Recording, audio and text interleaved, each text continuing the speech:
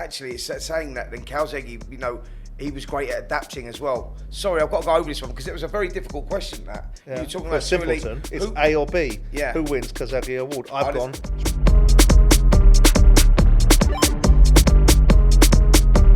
Welcome to Talk Boxing, the Q&A with Simon Jordan and Spencer Oliver. As always, don't forget to keep liking and subscribing. And of course, more importantly in this particular show, leaving the brilliant questions in the comment section below with all the wonderful names that I delight in reading out. Spence, let's get on with these questions. I don't know, this is someone's adopted my name. The Raving Grinch. Raving in what respect? What will it take to finally see some of the big issues that have plagued boxing, blatant corruption, favoritism, mandatories, too many belts, disappear in the future? Yeah. Effective governance. Well, basically that's a difficult question because, you know, you'd have to change the whole system, you know, the whole governing bodies, etc., etc., etc. Well, I think ultimately you've got to have the will to you've got to have the will to make mandatories mean something. Yeah. You've got to have the desire to look at the amount of belts we've got out there and suggest that once upon a time when people like Ali thought that it was WBC and WBA, right? Mm-hmm. Then we accepted the IBF. And we understood the validity of that. Then we got the WBO, now we've got the IBO. And there's going to have to be a tacit acceptance that to be able to have meaningful fights, you can't have 5 belts in each division available for world champions to have. I understand what it is, and I understand that it's all about TV and, you know, having these, well, that's what a lot of these belts were invented for. You know, the WBO intercontinental belts, your WBC international belts, etc., about getting world rankings. Yeah.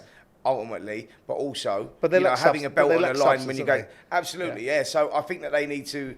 It's been a little bit too diluted. I think we need to get. I think there needs to be a better substance from people like the WBC. I think fighters should be made to fight more regularly unless medical reasons exclude them. Yeah. And if they don't fight, then they should have their belts taken away quicker. I think mandatory should mean something. Yeah. I think we should look at the evaluation of the scoring system. We're seeing the ramifications of corruption and what people perceive to be corruption in the amateur world, with people being kicked out of Olympic Games and so on and so forth in a fashion that will have an effect somewhere along the line. And I just think it's a case of, the more I look at it and the more I spend time with the boys, and I like them all, and people think I don't like Eddie Hearn, it's not true. I didn't like his attitude and I don't like his conduct through the Conor Benn situation. Other than that, I've always turned around and said he's the one promoter that pays his fighters like that. Right? Yeah. So that suddenly turned into, I don't like Eddie Hearn and his silly little oppo.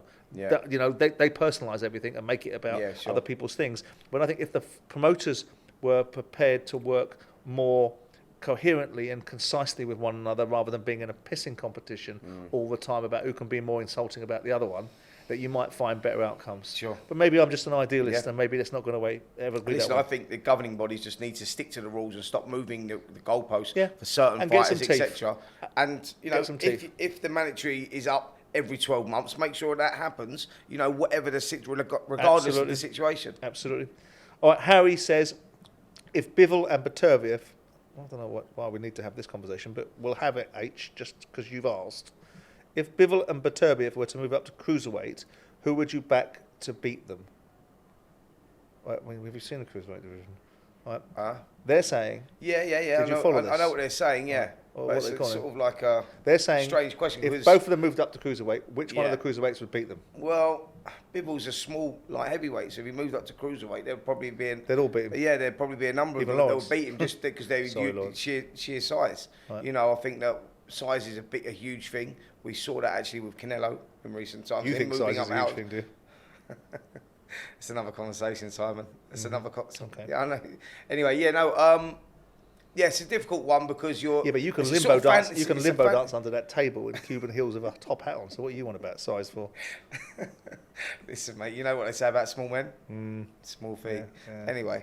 Yeah, no, it's a difficult... I can't answer that question because for you, I'm in the same place as you. Yeah, I just... the question for me doesn't really make sense.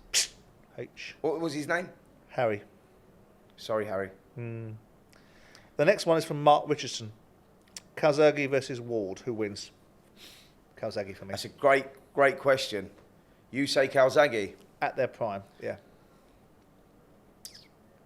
I think actually Ward would have been difficult to beat. Yeah. No doubt. I think, because of the level. But Yeah. So do you think Ward would win? I may lean towards Ward.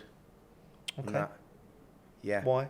I just think that he was a great all-rounder. Like he controlled space really well. But actually, it's saying that then Calzaghe, you know, he was great at adapting as well. Sorry, I've got to go over this one because it was a very difficult question. That Yeah. you're talking For about simpleton, it's A or B. Yeah. Who wins, Calzaghe or Ward? I've gone straight out. I'm going to Calzaghe. go with you. I'm going to go with you. Actually, I've changed my mind. I think Calzaghe would actually outwork him. All right. He'd grind out the victory. Well done. That's very clear. Sorry about that. Our next question is from our old mate, Darth Vapor. He comes up with some great questions, old Darth Vader. Yeah, he does. Yeah. Go on. Can Eubank win against Smith at the same drained weight in the rematch? I honestly believe at a high weight he smokes Smith.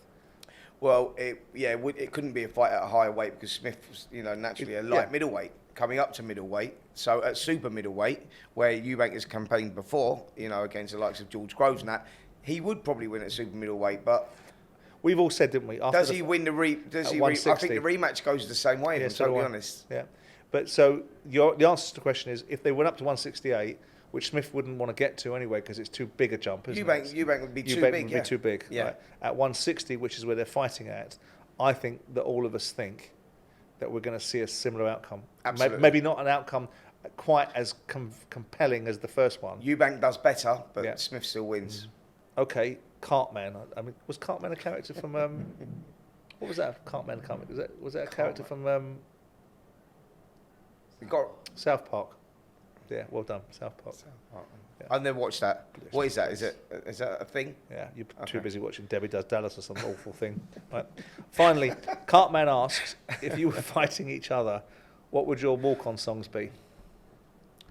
Right, so if we were fighting each other, me versus you, I've got two actually. Go on then. My first one would be Whitney Houston, I Would Always Love You. I've got a reason behind that as well. I would have thought... I've got a reason behind it. We represent the Lollipop Guild. We represent the Lollipop Guild. I've got a reason behind the song though. I've got a reason behind the song. Or the theme tune from Fantasy Island. Oh, can I finish mine first before you start? Right, so the reason I would have that song is obviously because of our relationship. But I wouldn't want you to know that it is business and this is an after it all. So you put Whitney Houston on, would you? I still feel the same. The connection would still be there. You said you had two songs. Get to the second one.